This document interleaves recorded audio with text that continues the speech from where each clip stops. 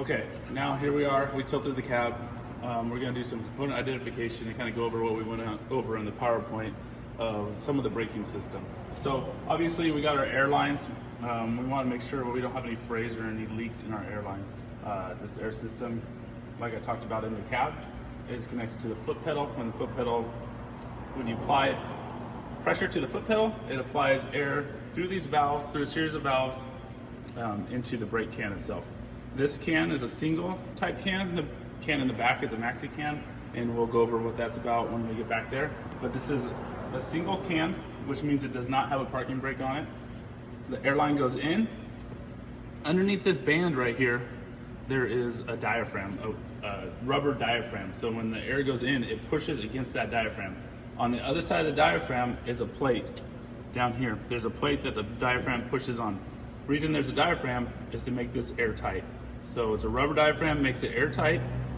The rubber diaphragm pushes on a big circular plate that in turn pushes on the push rod, moves the slack adjuster, which moves the S-cam and then into the braking system. So if you come over to this side, you can see here's the slack adjuster. So here's the push rod that comes out that that flat plate hits on, pushes on, and that controls this slack adjuster. This is an automatic slack adjuster. You can tell it's an automatic slack adjuster because it has this piece right here. Manual slack adjuster just has this piece. The automatic slack adjuster has this piece. Automatic slack adjuster meaning that it automatically adjusts to take up the slack in the braking system. If it was a manual slack adjuster, and if you have older rigs that are equipped with those, you have to make sure during your brake inspections that you adjust, or you have a brake adjust qualified person adjust those slack adjusters manually. But these, as long as they're working correctly, are going to adjust automatically.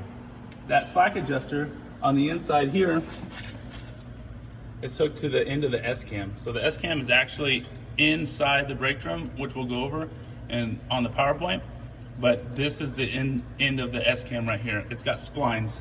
So the splines are connected to splines on the slack adjuster. So every time this slack adjuster rotates, it rotates this bar, which rotates the S-cams that we'll go over in the PowerPoint, and the S-cam spreads these brake pads out into the brake drums itself, and that's what causes it to stop.